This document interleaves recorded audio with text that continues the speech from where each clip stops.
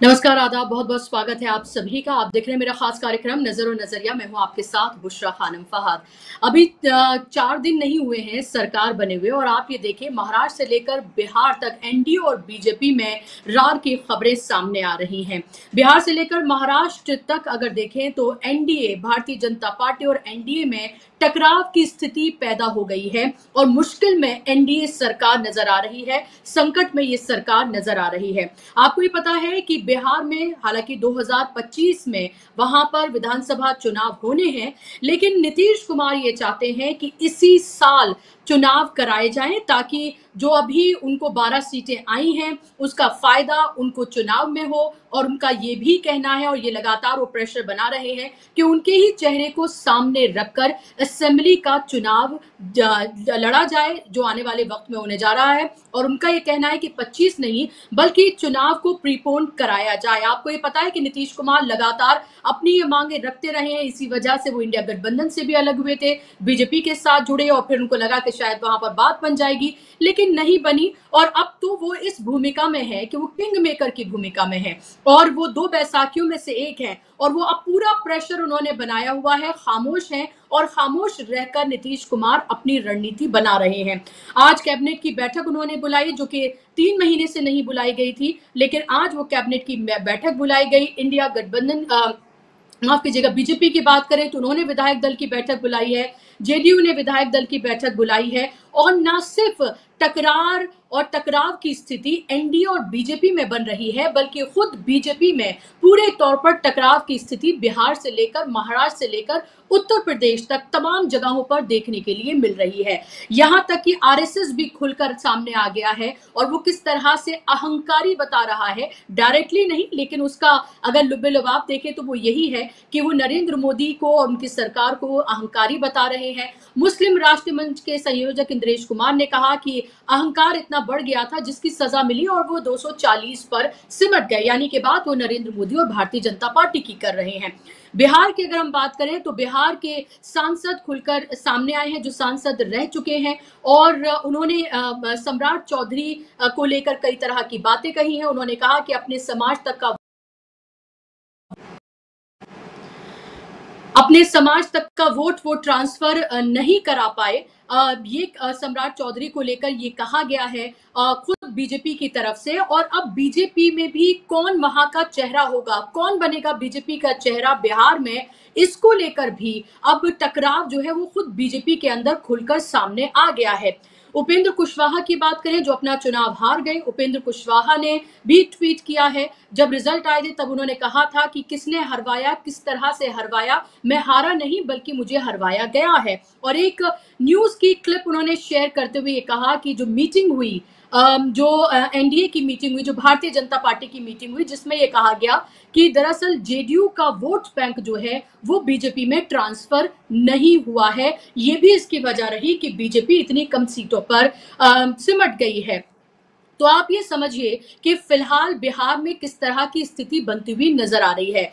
नीतीश कुमार नाराज है, नीतीश कुमार लगातार प्रेशर बना रहे हैं, उनके दोनों हाथों में लड्डू हैं। उनको पता है कि अगर इधर नहीं तो उधर, यानी कि इंडिया में और वहां महागठबंधन में जो बिहार में है उसके लिए उनके दरवाजे पूरी तरीके से खुले हुए हैं और वो किधर भी जा सकते हैं। लेकिन अगर नीतीश कुमार चले गए तो आपको पता है बीजेपी के लिए किस तरह की मुश्किलें खड़ी हो जाएंगी, ना सिर्फ केंद्र में बल्कि राज्य में भी। और इसी का फायदा पूरे तरीके से नीतीश कुमार उठाते हुए यहाँ पर नजर आ रहे हैं। अभी तो सरकार बने कुछ ही दिन हुए हैं, अभी से आप ये देखिए कि जो 2 बैसाखियों पर टिकी हुई ये सरकार है उसमें से एक बैसाखी किस नजर आ रही है इसको आप देखिए। और दूसरी तरफ जब हम महाराष्ट्र की बात करते हैं तो महाराष्ट्र की अगर हम बात करते हैं तो महाराष्ट्र में भी स्थितियां इसी तरह की बनती हुई नजर आ रही हैं। आपको ये पता है कि शिंदे ग्रुप की अगर हम बात करते हैं तो शिंदे ग्रुप से सिर्फ एक एमओएस बनाया गया है और उसमें वो नाराज हैं क्योंकि 7 उनके सांसद हैं, उसके बावजूद भी सिर्फ एक एमओएस बनाया गया है। शिंदे ने खुलकर ये कहा कि 400 पार का जो नारा गढ़ा गया उसकी वजह से हमें नुकसान हुआ है। एनसीपी ने मंत्रिमंडल मंत्रिमंडल में शामिल होने से ही मना कर दिया। उन्होंने कहा कि हमें कैबिनेट का दर्जा चाहिए, अगर नहीं दिया जाएगा तो वो शामिल नहीं हो रहे हैं। और अब छगन भुजबल ने भी सीधे तौर पर यह कहा है कि हमें 4 सीटों पर लड़ाया गया और हम 48 सीटों के लिए आप हमें जिम्मेदार नहीं बता सकते हैं। और अगर आप एनसीपी को जिम्मेदार बता रहे हैं अपनी हार के लिए महाराष्ट्र में लोकसभा चुनाव में, तो आपकी सीटें तो उत्तर प्रदेश में भी बहुत कम हुई हैं, तो फिर आप उसके लिए किसको जिम्मेदार ठहराएंगे? ये मैं सब कुछ आपको इसलिए बता रही हूं कि आप ये देखिए कि महाराष्ट्र में इसी साल चुनाव होने जा रहे हैं। महाराष्ट्र और उत्तर प्रदेश ये वो राज्य हैं जहां से सबसे बड़ा झटका भारतीय जनता पार्टी को लगा है और वो 240 पर सिमट गई है। ये वही नरेंद्र मोदी हैं जिनको आपको पता है किस तरह की उनकी छवि है, उनके सामने कोई बोलता नहीं था। अब तो आप ये देखिए कि सिर्फ एनडीए के दल ही नहीं, भारतीय जनता पार्टी के नेता, आरएसएस, मुस्लिम राष्ट्रीय मंच सब लोग खुलकर सामने आ गए हैं और सब लोग खुलकर विरोध कर रहे हैं नरेंद्र मोदी का। और लगातार उनको ये कह रहे हैं कि वो अहंकारी हो गए थे, इसलिए उनको इस तरह की हार का या 240 सिमटे हैं उसका उन्हें सामना करना पड़ा है। क्या मुश्किल में घिरी हुई है अभी एनडीए सरकार? अभी तो लोकसभा अध्यक्ष का चुनाव होना है, चयन होना है उसका, उसके साथ साथ अभी फ्लोर टेस्ट होना बाकी है। और इससे पहले ही अगर इस तरह की स्थितियां बनती हुई नजर आए तो क्या आने वाले वक्त में हम सरकार को गिरते हुए क्या देख सकते हैं? क्या सरकार के लिए इस तरह की परिस्थितियां बन सकती हैं? क्या इंडिया गठबंधन वेट एंड वॉच की स्थिति में है? क्योंकि इंडिया गठबंधन की तरफ से भी सूत्रों के हवाले से यह खबर है, उनका यह कहना है कि हम जब चाहें सरकार बना सकते हैं। यानी कि वो अनैतिक तौर पर अभी सरकार नहीं बनाना चाहते हैं, वो चाहते हैं कि नेचुरली सरकार में इस तरह की कुछ परिस्थितियां पैदा हो जिसमें उनको ये अपॉर्चुनिटी मिले कि वो सरकार बनाएं। तो अभी जो पूरी हेडलाइंस मैनेजमेंट करने की जो पूरी कोशिश, पूरी कवायद जो आप देख रहे हैं भारतीय जनता पार्टी की कि सब कुछ ठीक है, 3.0 ये नरेंद्र मोदी की सरकार है, सब कुछ इसी तरह से चल रहा है, लेकिन उसमें आप ये देखिए जो खबरें आपसे छिपाई जा रही हैं उन खबरों को आप समझिए कि किस तरह से तमाम दल, कम से कम वो दल जो पर ये सरकार टिकी हुई है, महाराष्ट्र से लेकर बिहार से लेकर उत्तर प्रदेश से लेकर हर कोई नरेंद्र मोदी के सामने अपनी आवाज को बुलंद कर रहा है। क्या वो नरेंद्र मोदी जिनको एब्सोल्यूट मेजॉरिटी ऑफ पावर की एंजॉय करने की आदत रही हो, जिनका वर्क ऑफ स्टाइल जो है वो अलग रहा हो, पॉलिटिक्स उनकी अलग तरह की रही हो, जिन्हें सिर्फ हुक्म बजवाने की आदत हो, क्या वो कोलिशन की ये सरकार चला पाएंगे? क्या वो सब कुछ ये बर्दाश्त करेंगे कि नरेंद्र मोदी के सामने लोग खुलकर बात करें, उनकी आलोचना कर रहे हैं? क्या वो इस सबको स्वीकार करेंगे और क्या वो आगे तक सरकार चला पाएंगे? यही महत्वपूर्ण सवाल है और इसीलिए हम कह रहे हैं कि बिहार से लेकर महाराष्ट्र तक जो रार पैदा हो रही है एनडीए और बीजेपी में, क्या उससे संकट में घिरती हुई नरेंद्र मोदी की एनडीए की सरकार नजर आ रही है? इसी पर आज हम चर्चा करेंगे। इस पर बात करने के लिए मेरे साथ खास मेहमान जुड़ गए हैं, वरिष्ठ पत्रकार हैं, दशकों की पत्रकारिता का उनका अनुभव रहा है और बेबाकी से अपनी बात को रखते हैं। उमाकांत लखेड़ा जी मेरे साथ जुड़ गए हैं। उमाकांत जी स्वागत, इस्तकबाल आपका। और मेरा पहला सवाल, महाराष्ट्र से लेकर बिहार, उत्तर प्रदेश, संघ और मुस्लिम राष्ट्रीय मंच, खुद भारतीय जनता पार्टी के नेता, जिस तरह के तमाम बयान, जिस तरह की तमाम स्थितियां आप फिलहाल बनता हुआ देख रहे हैं, उससे आगे सरकार के लिए कितना संकट पैदा होता हुआ आप देख रहे हैं? देखिए, सबसे पहले तो यह है कि भारतीय जनता पार्टी ने जो सरकार बनाई है उसको भाजपा की सरकार नहीं बताया, उसको एनडीए सरकार बताया।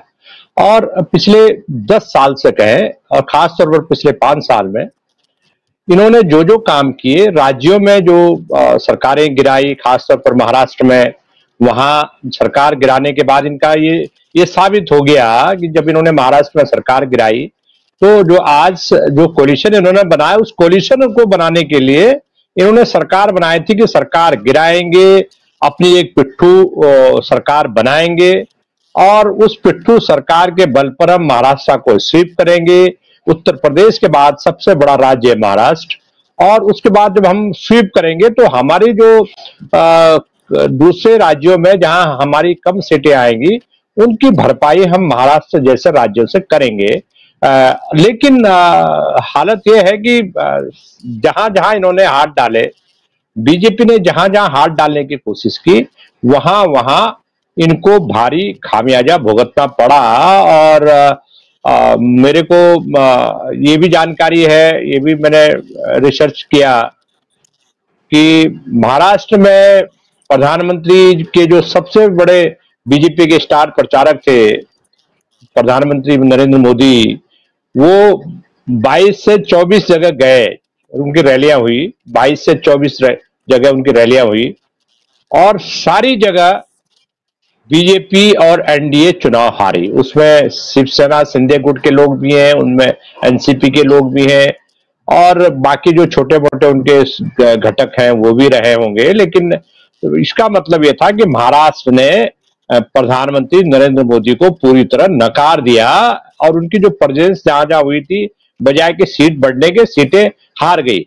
और दूसरा यह है कि जो भगदड़ मची है महाराष्ट्र में खास तौर पर, वो भगदड़ बहुत बीजेपी को बहुत महंगी पड़ने वाली है, क्योंकि 3 महीने बाद वहां चुनाव होने वाले हैं। मेरी रिसर्च ये भी कह रही है कि 200 सीट, जो 288 सीटें हैं महाराष्ट्र में, और उसमें अगर हम कैलकुलेशन, लोकसभा सीट वार कैलकुलेशन लगाएं, तो 200 सीटों पर उद्धव ठाकरे, कांग्रेस और शरद पवार की जो एनसीपी है, उनकी लीड है। तो ऐसी ऐसी जनरल अक्रॉस महाराष्ट्र ये मैसेज जा चुका है कि क्या 88 सीट पर मोदी के नेतृत्व में या शिंदे जो चीफ मिनिस्टर है उनकी लीडरशिप में चुनाव होगा।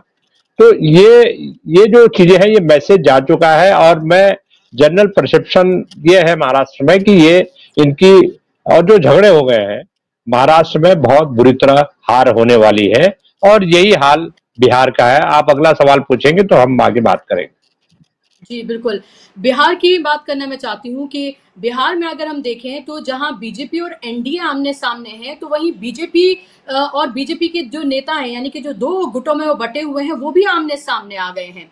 और ऐसे में नीतीश कुमार की स्थिति को आप कैसे देख रहे हैं? क्योंकि नीतीश कुमार, ये लग रहा है कि पूरी तरीके से प्रेशर पॉलिटिक्स कर रहे हैं। उनको पता है उनके पास ऑप्शंस की कमी नहीं है। वो चाहें तो इंडिया गठबंधन में जा सकते हैं, वो बिहार में चाहें तो लालू प्रसाद यादव, कांग्रेस और सीपीआई-एमएल के साथ जाकर, जो उनका गठबंधन रहा है, वो उसके साथ भी जा सकते हैं। क्योंकि अगर पिछली असेंबली की अगर हम बात करते हैं, तो हम ये साफ तौर पे दिखता है कि आरजेडी सबसे बड़ी पार्टी के रूप में उभरी थी। आरजेडी ने ये कहा कि हमारा एक भी सांसद नहीं था, तब हमारी 79 सीट्स आई थी। अब तो हमारे 4 सांसद हैं, यानी कि हम 4 गुनी ताकत से हैं, और 4 गुनी हमारी सीटें वहां पर आने जा रही हैं। और बीजेपी के लिए बहुत ज्यादा मुफीद वहां पर स्थिति नजर नहीं आ रही है।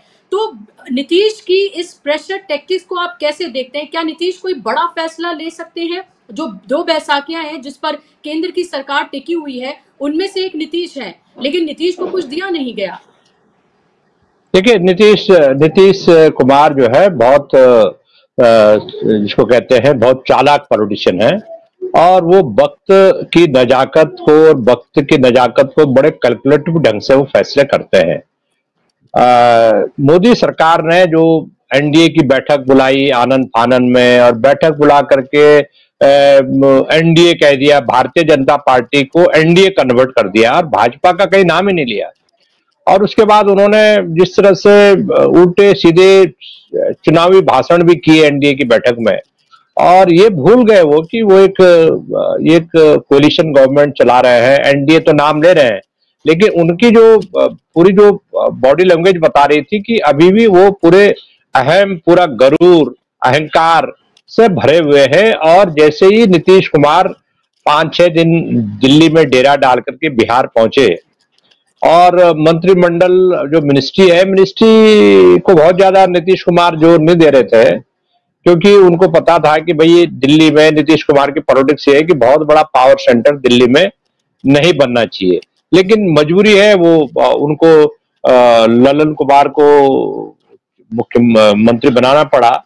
लेकिन बिहार के एक जमाने में बिहार की बड़ी ताकत रही है सेंट्रल गवर्नमेंट में, और बिहार को आपने जो ललन कुमार को जो मिनिस्ट्री दे रखी है, मत्स्य पालन, तमाम तरह की छोटी छोटी, तो इससे क्या हो गया कि बिहार में पूरा जो जेडीयू का जो कैडर है, नीतीश कुमार की पार्टी का जो कैडर है, उसमें बड़ा डिमोरलाइजेशन है।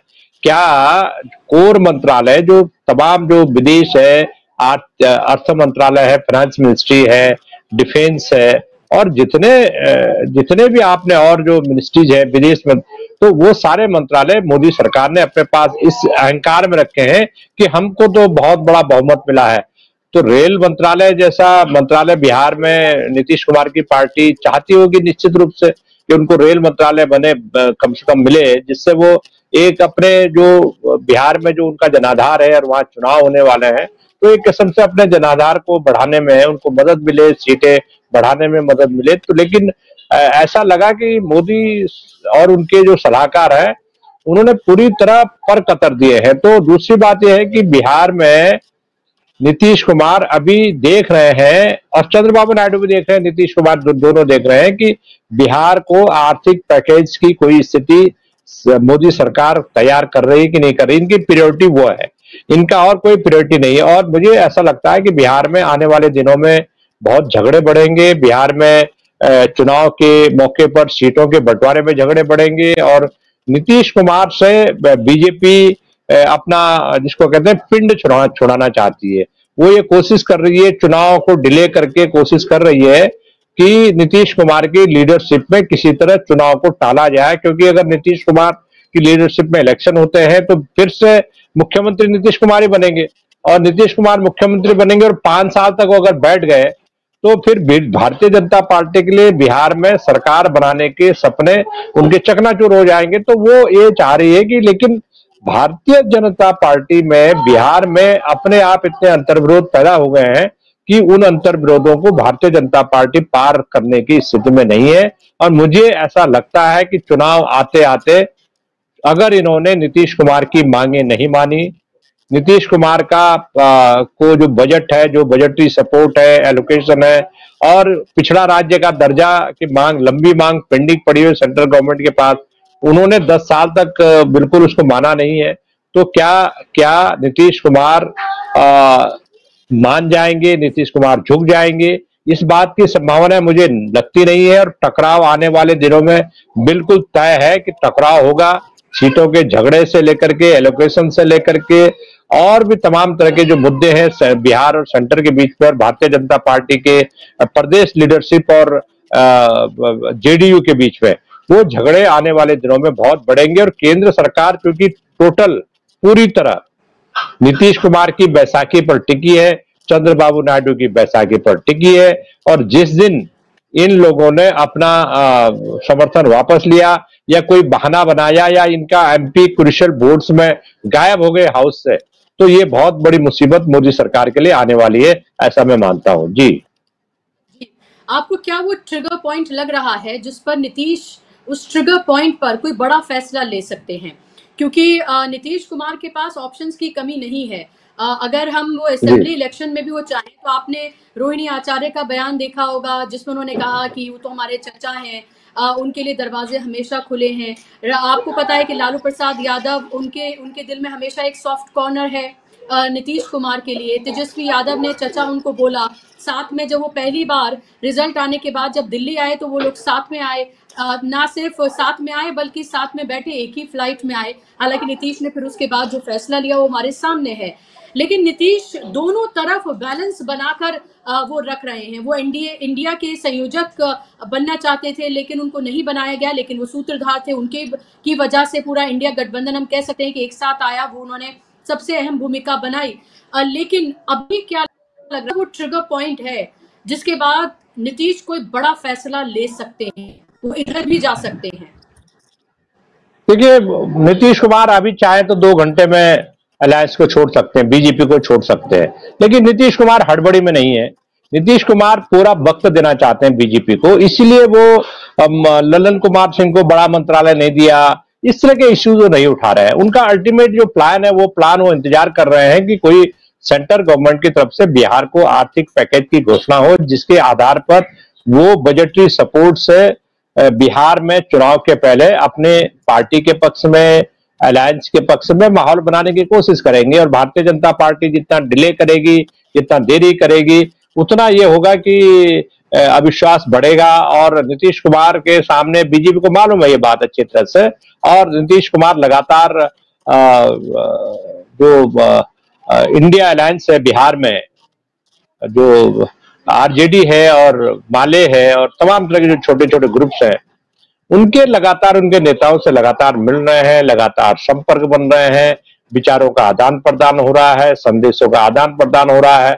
तो ऐसी ऐसी स्थिति में लगता यही है कि टोटल जो है क्योस की स्थिति पैदा होने की डायरेक्शन में चीजें बढ़ रही हैं और आने वाले वक्त में मुझे लग रहा है कि बहुत नाजुक स्थिति हो जाएगी, क्योंकि भारतीय जनता पार्टी का एक ही कोशिश है कि जैसे उत्तर प्रदेश में या दूसरे हिंदी बेल्ट में, हिंदी राज्यों में उनकी सरकार है, ऐसे बिहार में ऐसी स्थिति आ जाए कि बिहार में अपने बल पर उनकी सरकार बन जाए। लेकिन नीतीश कुमार इतना जल्दी नवीन पटनायक की तरह हाथ कांपते हुए नहीं दिखना चाहते हैं।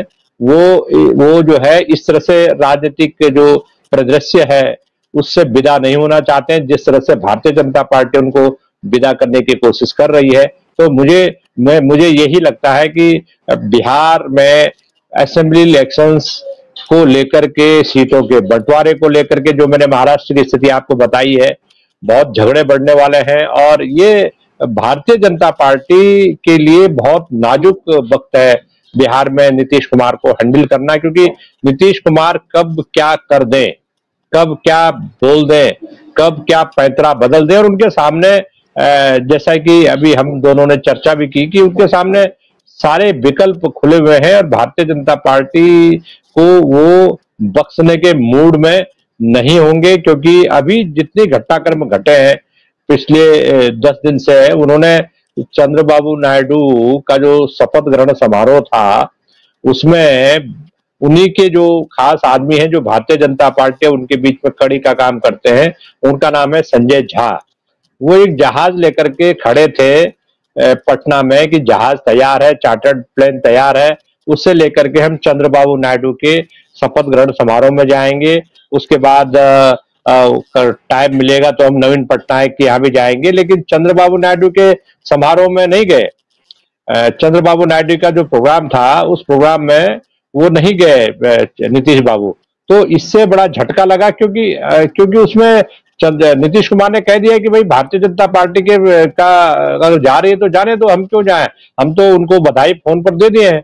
तो ये तमाम तरह की जो चीजें हैं, ये चीजें बताती हैं कि उन्होंने अपने को, जो एनडीए है, जो भारतीय जनता पार्टी के गठबंधन है, जो उससे अपनी दूरी बनानी उन्होंने उसी दिन से शुरू कर दी है जिस दिन से चंद्रबाबू नायडू का मंत्रिमंडल का गठन हुआ है। उनका ये कहना है कि भाई चंद्रबाबू नायडू तो हमारे पुराने दोस्त हैं, हम नहीं भी जाएंगे, यहाँ बिहार में हम वक्त लगा रहे हैं, टाइम लगा रहे हैं। लेकिन इससे लगता है कि वो नरेंद्र मोदी के साथ मंच साझा नहीं करना चाहते, जबकि नरेंद्र मोदी पूरे तामझाम के साथ में, पूरे मंत्रिमंडल के साथ में, पिछले आप ये देखिए कि कौन सा सहयोगी दल या विपक्षी पार्टी का कोई चीफ मिनिस्टर ओथ ले रहा हो और नरेंद्र मोदी अपने पूरे मंत्रिमंडल के 8-10, 7-8 लोगों को लेकर के वहां पहुंचे हुए हो। तो ये और पहली बार हुआ कि किसी विपक्षी अलायंस के मंत्रिमंडल में आप इस तरह से दिल्ली छोड़ करके आप सीधा पहुंचे हुए। तो ये चीजें बता रही हैं कि नरेंद्र मोदी का जो एरोगेंस है वो कम तो हुआ है, लेकिन उनके एक्शंस में, जो उनके एक्शंस है, जो उनके एक तरफा डिसीजन है, जो ये जो कर रहे हैं मनमाने ढंग से, उन्होंने ये जो मंत्रियों के पोर्टफोलियो बांटे और मंत्रियों के चयन में उन्होंने कोई संतुलन नहीं बनाया और सहयोगी दलों को जो उन्होंने जो हिस्सा देना था मंत्रियों के विस्तार में वो नहीं है, और उसका कारण उनकी एरोगेंसी है। उनको आदत नहीं है कि कोलिशन में सरकार कैसे चलाई जाती है, और ये उन्होंने 10 दिन का, पिछले 8 दिन का, 1 हफ्ते का जो उनका जो पूरी आचरण है, उनके काम करने का जो तरीका है, उस तरीके से उन्होंने साबित कर दिया कि मेरे लिए कोलिशन के लिए मेरे लिए कोई बहुत इंपॉर्टेंट नहीं है कोलिशन। ये वो दिखाने की कोशिश कर रहे हैं, और वो घमंड वही है कि ये 300 पार हो गए हैं। तो उस घमंड के जरिए ये कोलिशन पार्टनर को हैंडल करेंगे तो ये कभी भी मुसीबत में फंस सकते हैं, ऐसा मेरा मानना है। जी। जी। अभी आप इंडिया गठबंधन की स्थिति को आप कैसे देख रहे हैं? क्या आपको लगता है इंडिया गठबंधन अभी वेट एंड वॉच की स्थिति में है? क्या आपको लगता है इंडिया गठबंधन जल्द कोई स्ट्रैटेजी बना सकता है? इंडिया गठबंधन की तरफ से ये खबरें हैं कि उनका कहना है कि वो जब चाहें तब सरकार बना सकते हैं। देखिए, जो जो संसदीय राजनीति होती है, संसदीय राजनीति नंबर नंबर गेम होता है। नंबर गेम में अभी फिलहाल इंडिया अलायंस के पास नंबर उतनी तादाद में नहीं है। अगर नंबर तभी उनके पास बढ़ेंगे जब नीतीश कुमार के जो 12 MP हैं वो विड्रॉ करें, वो अलायंस तोड़े बीजेपी से, और चंद्रबाबू नायडू बीजेपी से अलायंस तोड़े। तो अभी वो स्थिति नहीं आई है। हमें ये आकलन नहीं लगाना चाहना नहीं चाहिए कि कोई अभी कुछ टूट होने वाली है। मैं ये मानता हूं कि जो अभी तो इंटरिम बजट पेश होगा 7 महीने का, 7-8 महीने का, लेकिन जो 2025 का जो बजट सेशन होगा वो पार करना मोदी सरकार के लिए बहुत मुश्किल हो जाएगा, क्योंकि उसमें उनको, क्योंकि फुल फ्लेज बजट होगा, उसमें स्टेट्स के लिए एलोकेशंस होंगे, उसमें मंत्रियों के जो डिपार्टमेंट के जो रिलेटेड बजट्स होते हैं वो एलोकेशंस होंगे, राज्यों में संतुलन बनाना होगा, चुनाव सर पर होंगे कई राज्यों के, विपक्षी पार्टियां भी चाहेंगी कि उनके राज्य को एलोकेशन बढ़ाया जाए, और ये तमाम चीजें करेंगे। और तब तक मुझे लगता है कि महाराष्ट्र में जो असेंबली इलेक्शंस होंगे, असेंबली इलेक्शंस के बाद एनडीए गठबंधन में जो भारतीय जनता पार्टी के सहयोगी गठबंधन है, सहयोगी साथी हैं, उनमें बड़ी भयंकर भगदड़ मचने वाली है। अभी आपके दर्शकों ने या आपने सुना होगा, पढ़ा होगा कि एनसीपी तोड़ करके जो अजीत पवार के साथ जो लोग गए थे एमएलए, और जिसकी वजह से सरकार टूटी है, वो उनमें से 70% जो एमएलए हैं वो शरद पवार के पास आकर के पैर पकड़ रहे हैं कि हमसे गलती हो गई, हमें वापस ले लो।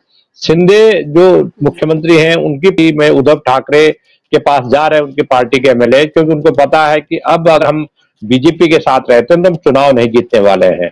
तो ये सारे हालात धीरे धीरे करके राज्यों में दरकेगी, इनकी जो पूरी पूरी जो मशीनरी, एनडीए की जो मशीनरी जब राज्यों में दरकेगी, महाराष्ट्र में टूट होगी। और अभी तो मैं बता रहा हूं आपको कि अभी जो मुस्लिम आरक्षण का मुद्दा है, जो जो चंद्रबाबू नायडू के मैनिफेस्टो में है, 4% रिजर्वेशन फॉर मुस्लिम, और ये कोई आज से नहीं है, उनकी पहले से उनका एजेंडा रहा है। और जब चंद्रबाबू नायडू दिल्ली में थे एनडीए की बैठक में और मंत्रिमंडल के जो शपथ ग्रहण समारोह वगैरह जो हो रहा था, तो उनका जो नारा नारा है, उनके जो नारा नायडू जो है, चंद्रबाबू के बेटे हैं, वो उन्होंने कह दिया है कि हम तो मुस्लिम आरक्षण पर कोई कॉम्प्रोमाइज नहीं करेंगे। और भारतीय जनता पार्टी किस तरह से पूरे देश में पूरा सर पर उठा रखा था कि आप किस तरह से जहर उगल रहे थे, किस तरह से आप मुस्लिम आरक्षण और मुस्लिमों के खिलाफ पूरे पोलराइज कर रहे थे इलेक्शंस को, और हिंदुत्व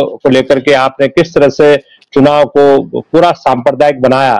तो वो सारे मुद्दे इकट्ठे होंगे, और धीरे धीरे करके जब इनकी एक राज्य से, इनके हाथ से पार्टनर खिसकेगा तो सीधा सीधा उसका असर दूसरे राज्यों में भी पड़ेगा। अभी मुझे लग रहा है कि महाराष्ट्र से इसकी शुरुआत होने वाली है, क्योंकि महाराष्ट्र में किसी का कोई स्टेक नहीं है। महाराष्ट्र में चुनाव 3 महीने बाद होने वाले हैं, तो महाराष्ट्र से शुरुआत होगी, वहां भगदड़ मचेगी, वहां भारतीय जनता पार्टी और जो शिंदे गुट है शिवसेना का, ये चुनाव हारेंगे, निश्चित रूप से चुनाव हारेंगे। अभी अभी तक के जो इंडिकेशन, और इनके लोग भी बता रहे हैं कि चुनाव हार रहे हैं। तो जब एक राज्य इनके हाथ से खिसकेगा और वहां भगदड़ मचेगी, तो उसका सीधा सीधा उस भगदड़ का असर बिहार में भी पड़ेगा, उस भगदड़ का असर बाकी स्टेट्स में भी पड़ेगा जहां इनकी हालत बहुत पतली है। तो मुझे लग रहा है कि आने वाला जो वक्त है, आने वाले जो 4-5 महीने हैं, वो बहुत महत्वपूर्ण है। लेकिन ये सरकार 2025 का जो बजट सेशन है, अगर उसको क्रॉस कर जाएगी तो बहुत बड़ी बात होगी। जी जी, बहुत बड़ी बात आप बोल रहे हैं कि उसको अगर क्रॉस कर जाएगी तो बड़ी बात होगी। लेकिन क्या आपको लग रहा है उससे पहले फ्लोर टेस्ट कोई उनके लिए बड़े इम्तिहान की घड़ी हो सकती है, या फ्लोर टेस्ट आपको लगता है कि ये आसानी से पास करा लिया जाएगा, और उससे पहले लोकसभा अध्यक्ष का चयन, क्या ये 2 बड़े इम्तिहान हैं अभी बीजेपी के लिए? लोकसभा स्पीकर का जो चयन है वो अभी मोटे तौर पर ये चर्चा है कि पुंडेश्वरी जो चंद्रबाबू नायडू की साली है, वो स्पीकर बन सकते हैं। और वो क्योंकि भारतीय जनता पार्टी की प्रदेश अध्यक्ष है आंध्र प्रदेश की, तो ऐसा हो सकता है कि अभी कोई विरोध नहीं आया है चंद्रबाबू नायडू की तरफ से। लेकिन इतना जरूर है कि ये तोड़फोड़ करने की कोशिश करेंगे, स्पीकर के पद का दुरुपयोग करेंगे। और अभी तो स्पीकर पर ये अभी भी इनकी कोशिश थी कि जिस तरह से इन्होंने मनमाने ढंग से मंत्रियों के विभाग बांटे, तो ये मनमाने ढंग से ये कोशिश कर रहे हैं कि स्पीकर ओम बिरला दोबारा हो जाए। लेकिन ओम बिरला को लेकर के बहुत हॉस्टाइल है, अपोजिशन पार्टी बहुत हॉस्टाइल है। और ओम बिरला ने जो पद की गरिमा गिराई है जो स्पीकर रहते हुए, उन्होंने जिस तरह से हालात पैदा किए और एक ऐसी सिचुएशन पैदा की कि सत्ता पक्ष के फायदे के लिए उन्होंने अपोजिशन पार्टीज के एमपीज को बोलने नहीं दिया, उनको सदन से बाहर निकालना। लेकिन वही चीजें, वही मानदंड उन्होंने, सत्ता पक्ष के लोग भी हंगामे मचा रहे थे, सत्ता पक्ष के लोग भी सदन नहीं चलने दे रहे थे।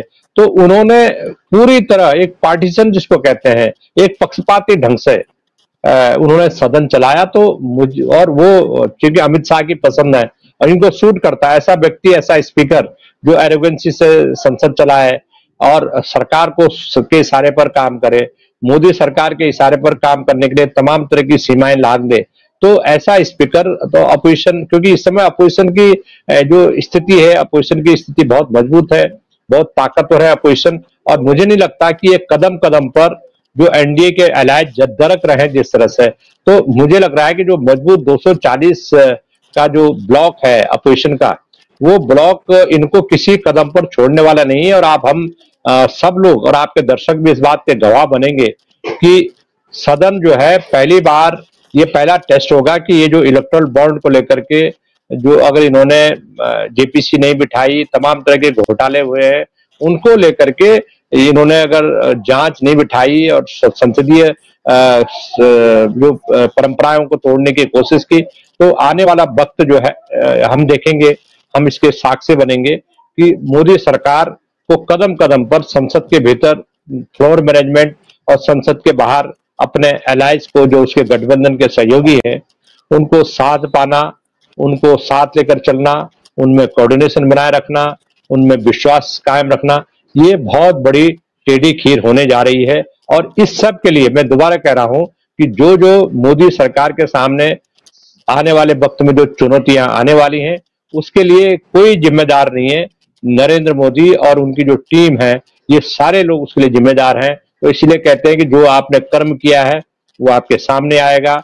आप एक हॉस्टाइल अपोजिशन का सामना करेंगे इस सत्र में, इस सदन में, तो उसके लिए भी आप जिम्मेदार हैं, क्योंकि आपने जिस तरह से कांटे बोए थे, वही उसी तरह की, जिस तरह की फसल आपने बोई है, उसी तरह की फसल को काटने के लिए आपको तैयार रहना होगा। धन्यवाद।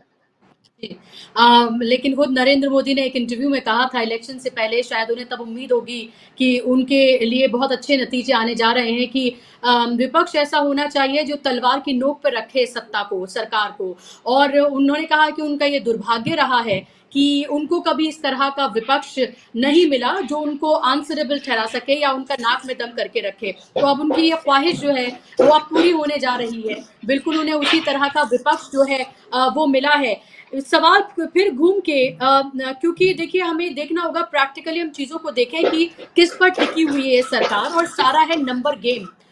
मेरा सवाल यही है आपसे कि अगर जल्दी इलेक्शन कराने के लिए नहीं मानती है अगर बीजेपी, और अगर नहीं कराता है इलेक्शन कमीशन जल्दी बिहार में इलेक्शन, और वही नवंबर में होता है, 2025 में जाकर होता है, तो क्या आपको लगता है फिर भी नीतीश कुमार कोई बड़ा फैसला नहीं लेंगे?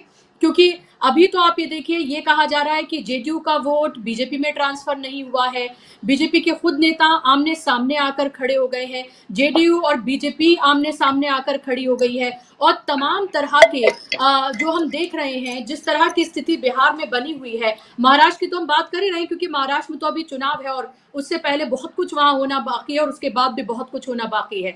लेकिन बिहार में चूंकि समय है, क्या आपको लगता है अगर चुनाव नहीं कराया गया और उससे पहले कुछ कंफर्टिंग ऐसा नहीं दिया गया नीतीश कुमार को, विशेष राज्य का दर्जा, कोई बड़ा पैकेज, कुछ इस तरह की चीजें, जातिगत जनगणना, तब भी आपको लगता है कि नीतीश कोई बड़ा फैसला अभी नहीं लेंगे? नहीं, नीतीश कुमार के पास खोने को कुछ नहीं है। देखिए, नीतीश कुमार चौथी पांचवी बार चीफ मिनिस्टर हो गए हैं और नीतीश कुमार के सामने विकल्प खुले हुए हैं। वो भारतीय जनता पार्टी को कभी भी गच्चा दे सकते हैं। अगर भारतीय जनता पार्टी ने उनकी बातों, उनकी बुलडोजर चलाने की कोशिश की और उनकी भावनाओं के खिलाफ काम करने की कोशिश की, तो निश्चित रूप से होगा उसका नतीजा कि नीतीश कुमार अपने से, खुद से विधानसभा डिसॉल्व करने का ऐलान कर सकते हैं।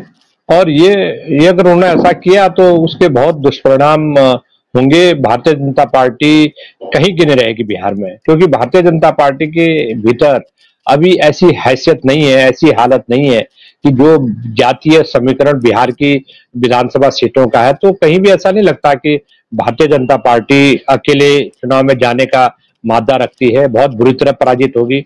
उनको बैसाखी की जरूरत है, और उस बैसाखी के बिना बिहार उत्तर प्रदेश नहीं है। उत्तर प्रदेश में भारतीय जनता पार्टी के पास तो तमाम बैसाखियां थी, उसके बाद भी 35-36 क्रॉस नहीं कर पाए। तो बिहार तो बहुत डिफिकल्ट स्टेट्स है, वहां की हालात से निपटना इनके बस के बूते की बात नहीं है। ये अभी इसलिए सत्ता में टिके हुए हैं कि नीतीश कुमार और आरजेडी के बीच में एक दरार पैदा हो गई और वो इधर से इधर आ गए। लेकिन मैं ये मानता हूं कि कोई दरार आज की तारीख में नहीं है। लगातार संपर्क में है इंडिया अलायंस, मतलब आरजेडी और नीतीश कुमार लगातार बिहार में संपर्क बनाए हुए हैं। और ये ऐसा कहीं भी नहीं है कि उनके बीच में कोई अविश्वास की खाई है। और ये जिस दिन नीतीश कुमार चाहेंगे वो विधानसभा भंग करके वो चुनाव में जा सकते हैं, क्योंकि उनको लगेगा कि भारतीय जनता पार्टी जिस तरह से वक्त जाया कर रही है, जिस तरह से टालने की कोशिश कर रही है, वो आने वाले वक्त पर उसके उनके अल्टीरियर मोटिव जिसको कहते हैं, उनके मंसूबे, उनकी नीयत, भारतीय जनता पार्टी की नीयत ठीक नहीं है। इसलिए नीतीश कुमार इस बात को बखूबी समझते हैं, उनके सहयोगी भी बखूबी समझते हैं। इसलिए वो इनके झांसे में नहीं आने वाले हैं।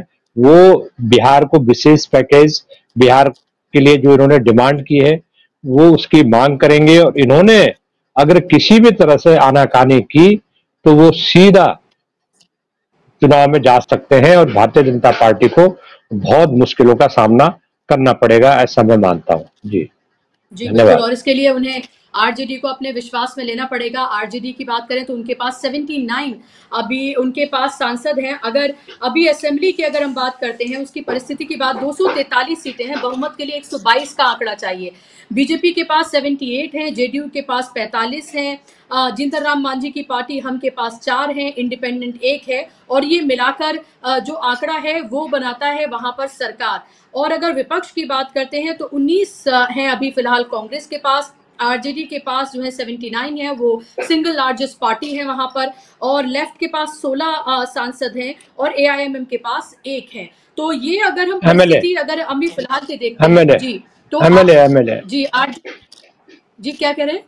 एमएलए है उनके पास, सांसद नहीं एमएलए। जी सॉरी, एमएलए है ये उनके पास। ये मैं बिहार की असेंबली की स्थिति बता रही हूँ, गलती से शायद मैं एमपी बोल गई। एमएलएज हैं ये उनके पास। और ये स्थिति बताती है कि आरजेडी अब बहुत मजबूत स्थिति में है।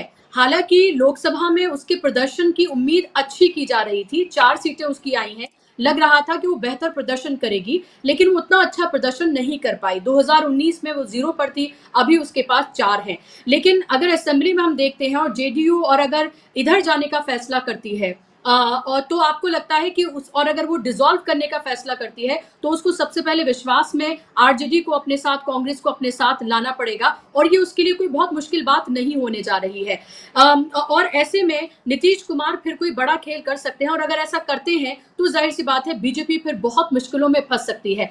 बीजेपी को ये सब कुछ पता है, उसके बावजूद भी उमाकांत जी, इतना रिस्क बीजेपी आखिर किस बलबूते पर ले रही है? ना उसने अच्छे मंत्रालय दिए हैं, वहां पर टकराव की स्थिति है पूरी तरीके से बिहार में, ना ही मनाने की उस तरह की कोई कोशिशें नजर आ रही हैं नीतीश कुमार को। तो आखिर इस रिस्क को कैसे वो पाट पाएगी? अगर नीतीश चले जाएंगे तो दिल्ली की सरकार ही मुश्किल में आ जाएगी। देखिए, बिहार को लेकर के बीजेपी का एक ही सपना है कि वो अपने बल पर बिहार में सरकार बनाए, और अपने बल पर सरकार बनाने के लिए वो किसी भी जोखिम उठाने को तैयार है। जैसे मैंने बताया आपको कि महाराष्ट्र में उनका ये कहना था कि शिवसेना को खत्म कर देंगे, बल्कि उन्होंने कई तरह के उल्टे सीधे बयान भी जारी किए कि नकली शिवसेना, जो उद्धव ठाकरे की शिवसेना को प्रधानमंत्री मोदी ने कहा नकली शिवसेना है। तो ऐसे बिहार में भी इन्होंने तमाम तरह के उल्टे सीधे आरोप लगाए चुनाव प्रचार के दौरान। और मुझे ऐसा लगता है कि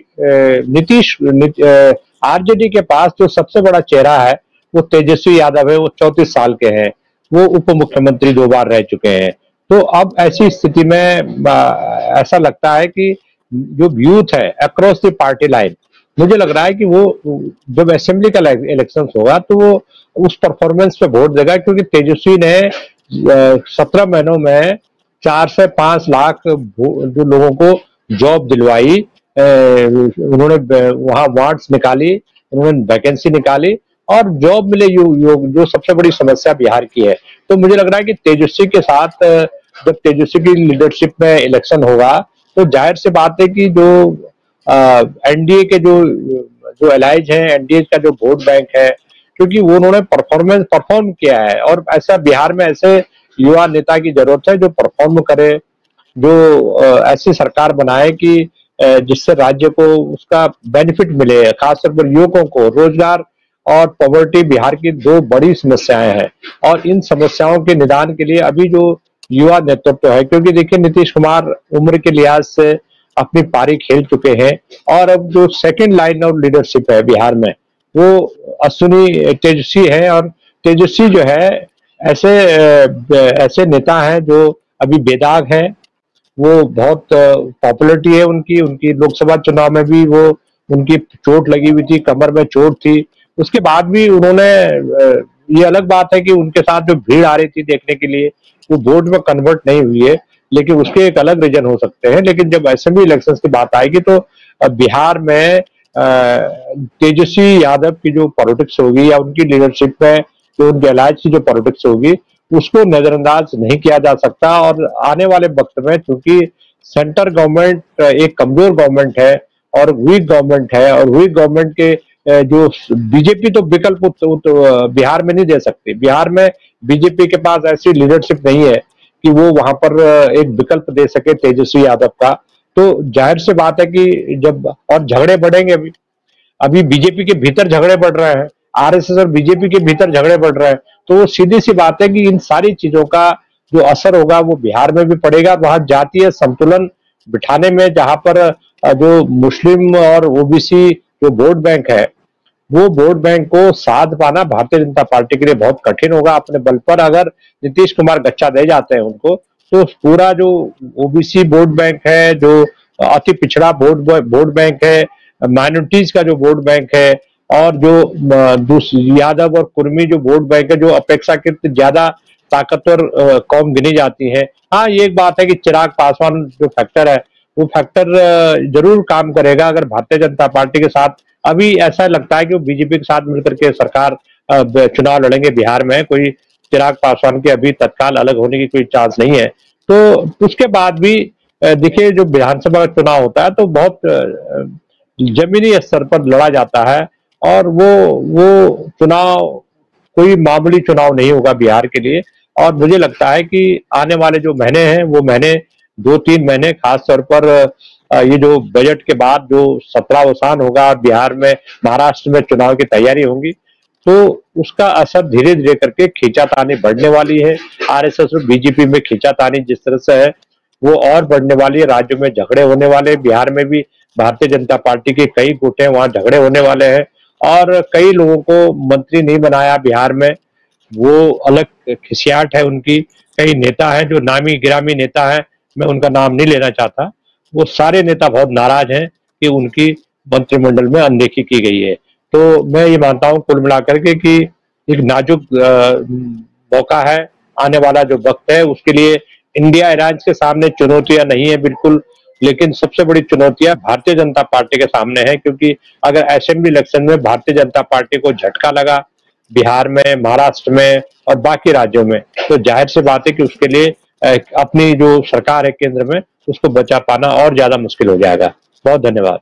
जी बिल्कुल, जाहिर सी बात है बहुत मुश्किल हो जाएगा। और ये अजीब सी स्थिति है, आप सामने देखें कि जो सरकार जिन्होंने बनाई है उनके चेहरे लटके हुए हैं, मायूस हैं, और जिन्होंने सरकार नहीं बनाई है, जो फिलहाल विपक्ष में हैं, उनके चेहरे खिलखिलाए हुए हैं और वो बहुत ही फुल ऑफ कॉन्फिडेंस जो हैं वो नज़र आ रहे हैं, क्योंकि उनको पता है कि आगे की जो परिस्थितियां हैं उनके लिए, जो स्थितियां हैं उनके लिए बहुत माकूल हैं। और यही वजह है कि उनके चेहरे पर वो अलग तरह का तेज है कि हमने हराया है और नरेंद्र मोदी जैसे चेहरे को हमने हराया है। उनको 1.5 लाख से सिर्फ वो जीते हैं वाराणसी में, जबकि कोई मजबूत चेहरा उनके सामने नहीं था। कोई मजबूत होता तो शायद वो अपना चुनाव भी हार सकते थे। और इसके साथ साथ अयोध्या जैसी वो सीट हार गए। अयोध्या नहीं, आसपास की जो सीटें, वाराणसी के आसपास की सीटें, वो सब भी नरेंद्र मोदी हार गए। और सबसे बड़ा झटका उन्हें उत्तर प्रदेश में लगा है, जहां से उनकी पॉलिटिक्स की जो उनकी पॉलिटिक्स है, मंदिर की या फिर सांप्रदायिक पॉलिटिक्स, उस सब का केंद्र है उत्तर प्रदेश। योगी जैसा चेहरा वहां पर, उसके बावजूद भी वो चुनाव हार जाते हैं। और अब तमाम लोग खुलकर उनके सामने आ गए हैं। आरएसएस सामने आ गया है, उनके पार्टी के नेता, उनके घटक दल, सब कोई सामने आ गया है, जो नरेंद्र मोदी के सामने शायद पहले बोलने की हिम्मत नहीं करता था। और एक चीज जो पूरी तरीके से सिलेक्शन में साफ हो गई है कि नरेंद्र मोदी का मैजिक पूरी तरीके से खत्म हो गया है। वो चेहरा खत्म हो गया है जिसको ये कहा जाता है कि उनके चेहरे पर कोई भी चुनाव जीता जा सकता है। ये सबसे बड़ी हार है नरेंद्र मोदी की और उनके चेहरे की। बहुत बहुत शुक्रिया उमाकांत जी, कार्यक्रम का हिस्सा बनने के लिए, अपना समय देने के लिए। और शुक्रिया आप तमाम दर्शकों का भी कार्यक्रम का हिस्सा बनने के लिए। आगे आने वाले वक्त भारतीय जनता पार्टी के लिए, सरकार के लिए संकट भरे हैं, बहुत दुर्लभ हैं और बहुत परेशानी से भरे हुए। ये रास्ता आसान नहीं है, इसमें नुकीले पहाड़ और पत्थर और कांटे सब कुछ है जिनका सामना अभी करना है और उस सब से गुजर कर इस सरकार को चलाना है। इसीलिए सवाल लगातार बना हुआ है, कितने दिन चल पाएगी आखिर एनडीए की ये सरकार और कितने दिन बने रहेंगे नरेंद्र मोदी प्रधानमंत्री। अभी के लिए इतना ही, नमस्कार।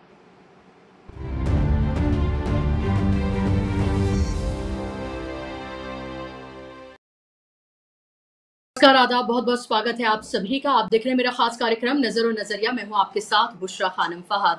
अभी 4 दिन नहीं हुए हैं सरकार बने हुए और आप ये देखें, महाराष्ट्र से लेकर बिहार तक एनडीए और बीजेपी में रार की खबरें सामने आ रही हैं। बिहार से लेकर महाराष्ट्र तक अगर देखें तो एनडीए, भारतीय जनता पार्टी और एनडीए में टकराव की स्थिति पैदा हो गई है और मुश्किल में एनडीए सरकार नजर आ रही है, संकट में ये सरकार नजर आ रही है। आपको ये पता है कि बिहार में हालांकि 2025 में वहां पर विधानसभा चुनाव होने हैं, लेकिन नीतीश कुमार ये चाहते हैं कि इसी साल चुनाव कराए जाएं ताकि जो अभी उनको 12 सीटें आई हैं उसका फायदा उनको चुनाव में हो। और उनका ये भी कहना है और ये लगातार वो प्रेशर बना रहे हैं कि उनके ही चेहरे को सामने रखकर असेंबली का चुनाव लड़ा जाए, जो आने वाले वक्त में होने जा रहा है। और उनका ये कहना है कि 25 नहीं बल्कि चुनाव को प्रीपोन कराया जाए। आपको ये पता है कि नीतीश कुमार लगातार अपनी ये मांगे रखते रहे हैं, इसी वजह से वो इंडिया गठबंधन से भी अलग हुए थे, बीजेपी के साथ जुड़े और फिर उनको लगा कि शायद वहां पर बात बन जाएगी, लेकिन नहीं बनी। और अब तो वो इस भूमिका में है कि वो किंग मेकर की भूमिका में है और वो 2 बैसाखियों में से एक है और वो अब पूरा प्रेशर उन्होंने बनाया हुआ है, खामोश है और खामोश रहकर नीतीश कुमार अपनी रणनीति बना रहे हैं। आज कैबिनेट की बैठक उन्होंने बुलाई, जो कि 3 महीने से नहीं बुलाई गई थी, लेकिन आज वो कैबिनेट की बैठक बुलाई गई। इंडिया गठबंधन, माफ कीजिएगा, बीजेपी की बात करें तो उन्होंने विधायक दल की बैठक बुलाई है, जेडीयू ने विधायक दल की बैठक बुलाई है। और न सिर्फ टकरार और टकराव की स्थिति एनडीए और बीजेपी में बन रही है, बल्कि खुद बीजेपी में पूरे तौर पर टकराव की स्थिति बिहार से लेकर महाराष्ट्र से लेकर उत्तर प्रदेश तक तमाम जगहों पर देखने के लिए मिल रही है।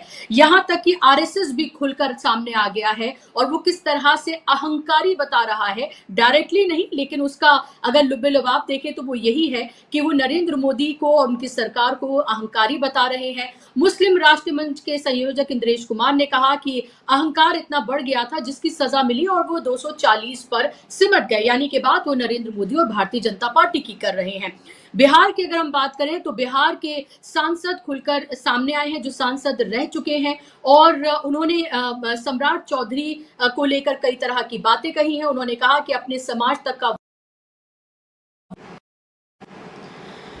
अपने समाज तक का वोट वो ट्रांसफर नहीं करा पाए।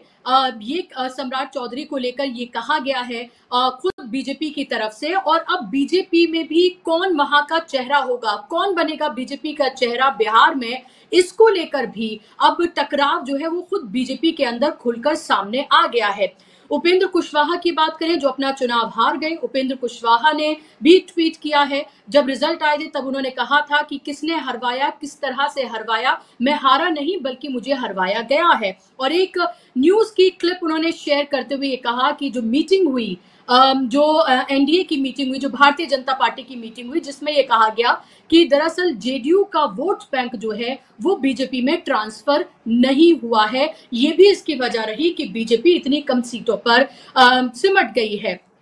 तो आप ये समझिए कि फिलहाल बिहार में किस तरह की स्थिति बनती हुई नजर आ रही है। नीतीश कुमार नाराज है, नीतीश कुमार लगातार प्रेशर बना रहे हैं, उनके दोनों हाथों में लड्डू हैं। उनको पता है कि अगर इधर नहीं तो उधर, यानी कि इंडिया में और वहां